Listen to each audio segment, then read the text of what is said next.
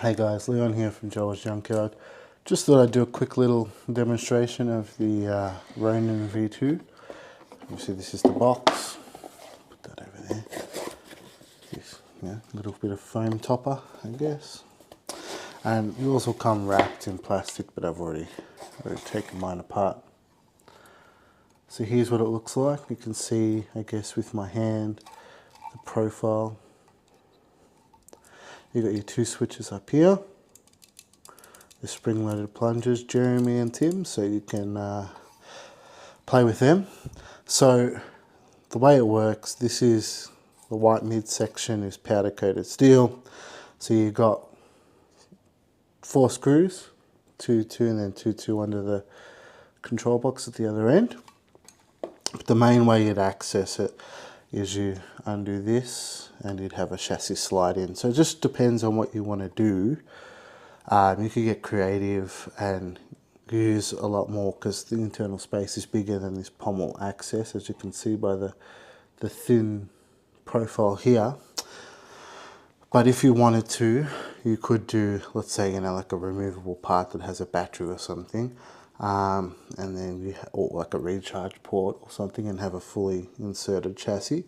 Or you could just do a smaller profile chassis that takes advantage of the length rather than the width, and you stack your components long ways. But I'll leave that to the chassis designers out there like Tim and Jeremy and all the rest. But yeah, so we can see we've got a powder coated steel midsection. This is the gap that we posted about. You can sort of see it's probably 1.5 millimeters, roughly, something like that. And it's in the section where you would do your wrap. So you'd obviously, tie your ends here, wrap all the way around. I'm thinking of just including the paracord that I did, which is easy to do for a basic wrap for a beginner. Of course, if you want to do something more premium like a leather wrap, it is obviously a higher skill level. You could purchase that separately. They're not too hard to find. So yeah, I guess we'll go over some of the features. So it's got a round emitter for about, I think from memory, 1.5 inches. And then it goes into a sort of oval profile. So basically the end of the chassis would have an oval switch there. We can utilize, obviously if you want to gain more blade depth, we could do custom PCB, which we have a bunch of still left over from our Dark Saber run, to do a custom connector. And so that would work really well with your sort of oval featured curved blades. But also, of course, if they have a circular adapter, that'll work just fine too. And then, of course, it works with your regular blades. You can see here you've got your, so it's a bit hard to show. Basically, right on the front face here, you've got an M3 threaded hole for a blade retention screw. And of course, if you were to do some chassis solution, like I did on the Ronin V1, I would choose a longer basic screw here, and that would pinch your chassis inside to hold it if that's what you choose. But yeah, the main access you're going to have, your vented pommel here, is this screw out, slide this cover off, get access. I just don't have an Allen key with me. I'm currently in the kitchen. So yeah, I thought I'd just show off. We've got obviously all the accuracy features. We've got this sort of curved guard here. The Suba is also curved. The main handle has a bit of a curve to it. It's very thin and oval profile. And we have the kink up at the base. So we, of course, drew this over the Celebration reference images. Yeah, I think that's about it really. We've got this sort of lip here, we've got this lip here, and you can tuck your wrap underneath both of those. You could obviously put a longer screw here if you needed to pinch a blade or something lower down, or anything in your install option, whatever you want to sort of do. Just the main thing is it's not going to be open, it's going to be a pain to regularly open it, the two halves, because it's tucked away under this control box section.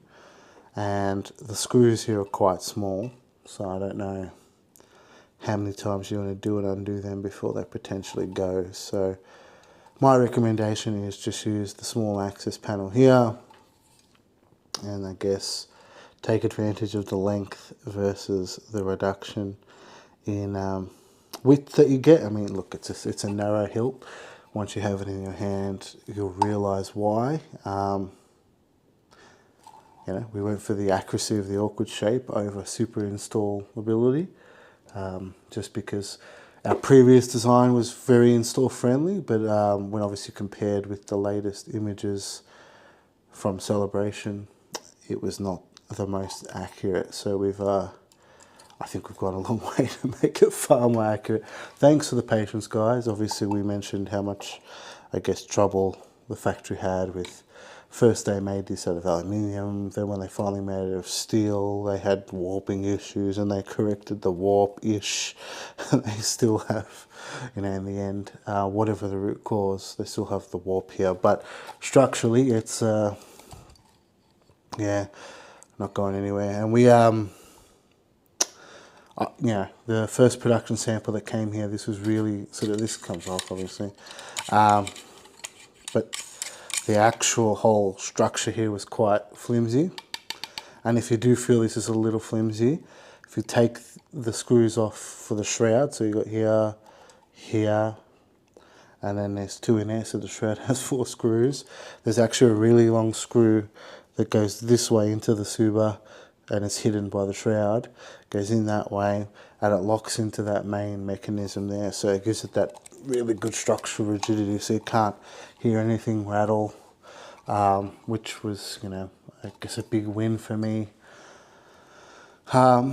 Potentially these guys here, because they've got really small screws, may over time get loose or come loose if they got vibrated during shipping. Just gently tighten them, and I guess once you've done your wrap and you're comfortable with how everything is and you don't want to move these anymore, you could probably just put a little bit of Loctite in there to keep those screws in place. But that's totally up to you, depends what you want to use it for. Like I said in my post, please just be patient as we have a convention this weekend, so I'm busy getting stock ready, packing.